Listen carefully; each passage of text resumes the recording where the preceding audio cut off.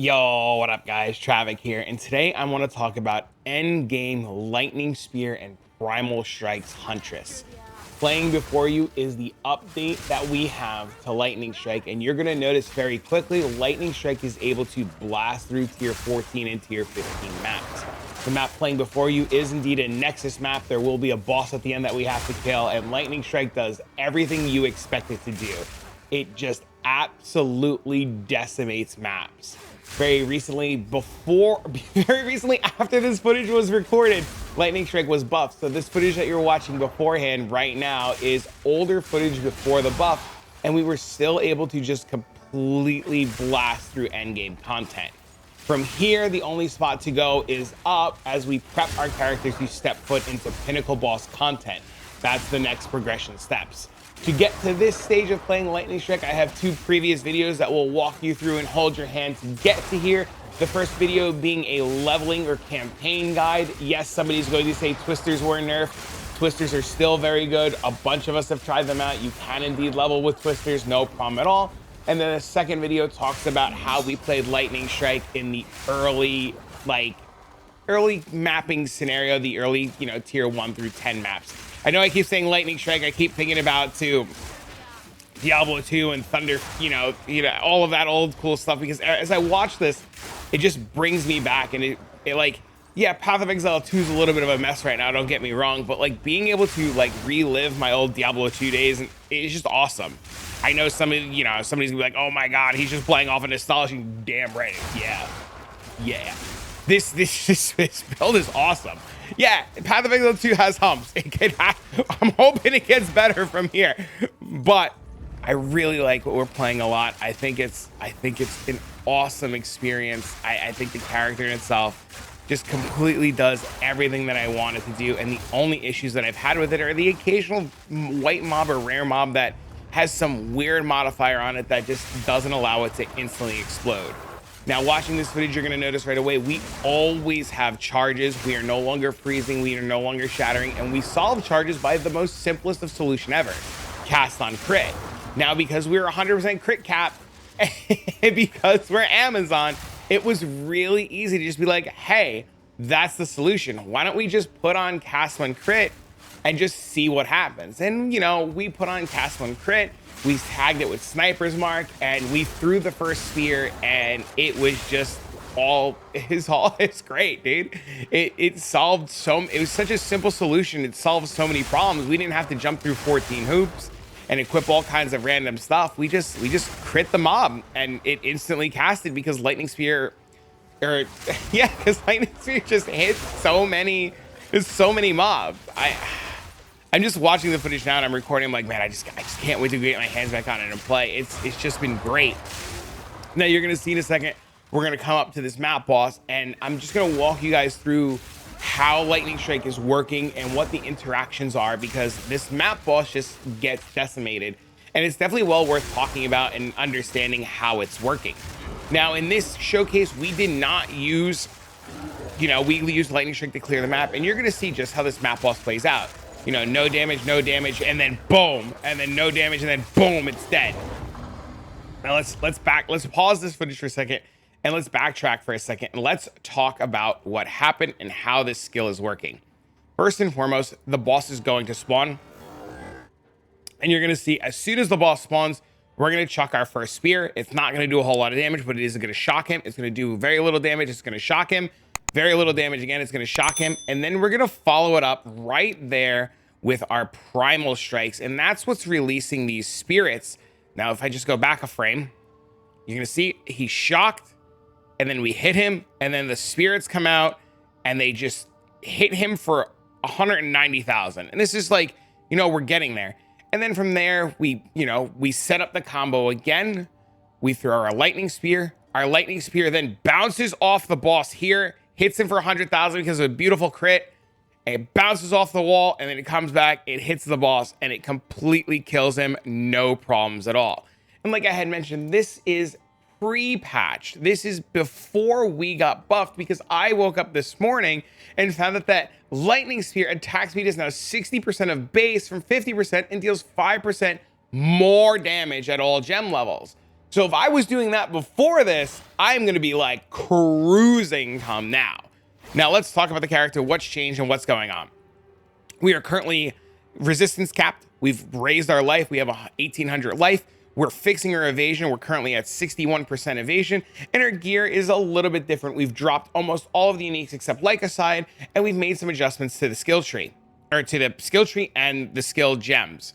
First and foremost, our lightning spear is now I guess it's 5 link technically. We still have primal armaments, deliberation, volt, and innervate now for map clear. Innervate probably comes out when you're doing uber bosses or you're doing the pinnacle content. So this is going to be a gem swap here and there. Vault, that's what's giving us that amazing clear. Deliberation is just more damage, and primal armaments for just more damage. We have our primal strikes. That's this ability right here playing on your screen now. This is what gave us that beautiful spirit attack that you saw we hit the boss with. We have this with martial tempo, elemental focus, and crescendo. The big thing to note about primal strikes is it cannot shock, but its third attack can consume a shock, and that's what gives you that big hit of damage. So we apply the shock with lightning spear, the mob gets shocked, we primal strikes it, and boom, it's dead. Moving on down, you're going to see we have an aura, we have cast on crit, we use sniper's mark to get everything up and running. Eventually we're going to get quality on this so it's nice and juicy. We have energy retention so that we can refund the energy cost and get it up and going all the time. Impetus to just increase the amount of energy, and overabundance so they just cast all the time. We use combat frenzy with profusion and precision. Because we're no longer freezing, we are now using electrocute on Herald of Thunder to give us extra charges to just kind of like buffer it for a little bit. This might get replaced, we'll see. So far it's been pretty nice to use and gives us that really good flow of frenzy charges. Wind Dancer for survivability with pin. I'm probably going to put an unbreakable support here to help with stun. Herald of Thunder has electrocute, lightning infusion, and neural overload. We have electrocute in the Herald of Thunder because Herald of Thunder cannot shock, but it can electrocute. I still have barrage in with premeditation, perpetual charge, and twofold. I don't really use the barrage a whole lot, but it's cute, it's there, it's nice, I have it.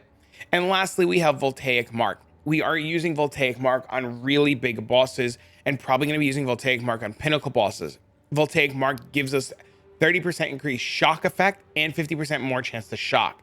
So going into bosses, we have a really simple solution where we just right click and turn off cast on crit. We cast our voltaic mark and we spear and kill the boss without problem. Our gear changed a little bit. Very important things to note about the gear. We need a couple of things. First and foremost, we need 133 int minimum for level 14 cast on critical. And we need a lot of dex, at least 178 for level 18 lightning spear. More dex is going to be better. More int eventually would be nice. Our spear, roughly the same. Physical damage, accuracy rating, attack speed, crit. We now have gloves with double resistance, crit bonus, life on a nice evasion base. We have a ring that solves a lot of our int problems. Cold resist, a little mana per enemy killed, a little bit of life. We have a helmet. Intelligence resistance, critical hit chance to help us get his crit capped, a little bit of life. A body armor with spirit resistances, some life. My body armor desperately needs to be replaced. Belt with strength. We did need some strength to cover our helmet. Ideally, we swap this helmet out for an evasion base, and then we don't need the strength anymore, and I can get rid of this belt. But that's a money problem, down the line. We just have life and resistances on our belt. Second ring with more resistance, rarity, life, physical attack damage. An amulet with spirit, int, cold resistance, some life. You see the running trend here. Resistances in life across the board on everything. Spirit on the body armor, spirit on the amulet. On our amulet, we do have vulgar methods right now. It is giving us increased critical strike chance, strength, and reduce our maximum mana, which we don't care about the maximum mana. Our boots, we are using, just chaos resistance, movement speed, rarity, life. I wanted a little bit of chaos resistance. There wasn't some rarity. There wasn't a whole lot going on. I found these were like an exalted orb. I picked them up. They were great. And like aside to double our accuracy rating, giving us beautiful accuracy, crit, and attack speed. Now, a couple of things I want to point out before we go into the passive tree. I am currently working on getting my critical hit chance at the minimum to 100% and the maximum to over 100%. It currently feels like sometimes when I attack, I don't crit or I don't hit or something weird happens. And then sometimes I hit and I completely chunk the boss. I don't know if it's a weird interaction with lightning damage and critting. I don't know if it's a weird interaction with distance and accuracy. I don't know if it's a weird interaction with the Huntress and the new ascendancy node. Something is going on. I don't have the solution what it is. Sometimes you're just going to be like, wow, I didn't hit it all. And sometimes you're just going to hit like a truck. I suspect it has something to do with the evasion of bosses and other interesting aspects, but I'm not smart enough to figure that out. I'm working with a couple of people on it, and we'll see what happens. Second off, I want to say that this build is the combination of the efforts of me, my friend SirNapsAlot, and a bunch of other people in the community, and I appreciate all of you. Thank you for the time and effort working on this. You guys have been great. Now let's go over to the passive tree. SirNapsAlot mentioned to me yesterday he felt that Elemental Infusion was either competing with or overriding the Herald effect. So he took off Elemental Infusion, played a couple of maps with it, and then said, hey man, you should try this without Elemental Infusion on and see what happens. So I said, okay, let's give it a roll. I took off Elemental Infusion, I put on Predatory Instincts, and I noticed a difference right away, both in my clear and in my damage. It seems that Predatory Instincts is actually insane and definitely well worth exploring and playing with. As far as the 4th Ascendancy node goes, we're still toyed between if we're going to take In for the Kill, play around with Asmiri Brew, see if we can get some sort of leech going with Mystic Harvest, or maybe we have to go back to Elemental Infusion. Currently, what we think is happening is we think Elemental Infusion is competing and it's like blowing things up and not properly chaining, or it's not setting off the Herald. So we don't really know. It's just an awkward skill where maybe it's just a clear, like, you'll notice right away if you put Elemental Infusion on and you take it off and you run a map, you'll notice that like your spears will chain more often around without it on and chain less with it on, but you still have good clear regardless, but you have better clear without it. So it's like, it's a really weird scenario. So it's something you could play around with and test. And if you find out anything interesting, please let me know in the comments down below. As far as our tree goes, everything's relatively the same still. We filled out our crit wheel here. We came up over here. We repathed this section here so that we cut across to enhance reflexes, and we grab this whole crit wheel. Eventually, I'm going to go down to Bestial Skin in the next 2 levels. Then down over here, we do the exact same thing, but now we're adding in Magnitude of Shock so that we have big shocks for bosses. We take the whole spear wheel down here. I know a bunch of people are like, oh my God, take this 10% accuracy node. Yes, I will get there, but this node is slightly better. This node is slightly better. So we're getting there. We came down all this way. We grabbed Versatile Arms, Force of Nature to penetrate elemental resistance, Flash Storm for penetrate and shock chance, and this whole crit wheel here. I've seen other Amazons come up here and grab Wild Storm, and I've seen other Amazons path all the way up here to the Monk crit wheel. I tried doing some testing with it. It doesn't feel better. It feels slightly worse than what we're doing. This way down here, we have more pen, more magnitude. We have more attack speed and accuracy. We have more base crit. And then we can even go over to Lightning Rod, which might not even be needed, but it's still worth experimenting with coming up here later on and trying to figure out stuff later on. Maybe we grab a jewel that hovers over Resonance and we can grab all these nodes, but it's something to experiment with. I really like where we're at right now. I think it's really strong. It allows us to blast tier 15 maps, and we have a cute little weapon swap. You're gonna notice right away that the weapon swap here gives us these abilities for these mark skills, so that we get the following effects: that enemies that are marked are blinded, and marked enemies can't deal critical strikes, and we have the increased effect of marks and blind. This is on our weapon set 2. This is what I had mentioned earlier, and these nodes down here are also on our weapon set 2. That gives us more movement speed if we cast the mark. We get calling strike against marked enemies, and marked enemies have reduced accuracy rating and take increased damage. Essentially, we have it so that Voltaic Mark, if we open this up here, it is set to only weapon set 2. So that if I press Voltaic Mark, you'll notice right away my character changes his stuff right there and he's casting. And then when I go back to right clicking, he pulls out his spear and starts attacking again. I swore there was a whole thing where you can use 2 different weapons or 2 different skill sets without swapping weapons. I thought I heard something about that. I'm really not too sure how to set that up. Let me know if I'm crazy or if there is an actual way to do that, because I would love to be able to not have to swap weapons and can just like kind of blast. But if I have to swap weapons, I have to swap weapons. But overall, that's where we're at. So right now with the future of this character, things that I want to do, I want to finish out and get Jeweler's Orbs to fill out my skills. It would be really nice to have a 5-link Herald of Thunder, 6-link Herald of Thunder. I would like to have a 6-link Lightning Spear. I'd like to fill out my Primal Strikes and my Cast on Crit and just see if there's anything else that I can fit in.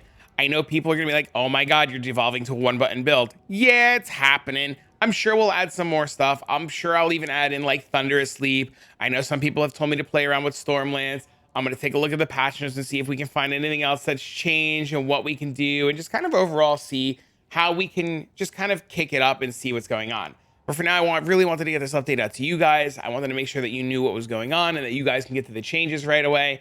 And if you have any questions, please don't hesitate to leave them down below. Come stop by the live stream, hop in the Discord, post in the help channel, and then we'll just, we'll go from there. As soon as I'm able to start farming pinnacle bosses or I make any changes, the mobalytics down below will be updated, or we'll have a link to the updated one and you'll be able to get to it right away. And there'll be new videos. So don't forget to turn on that notification bell to stay up to date with what's going on the character and the stream and everything.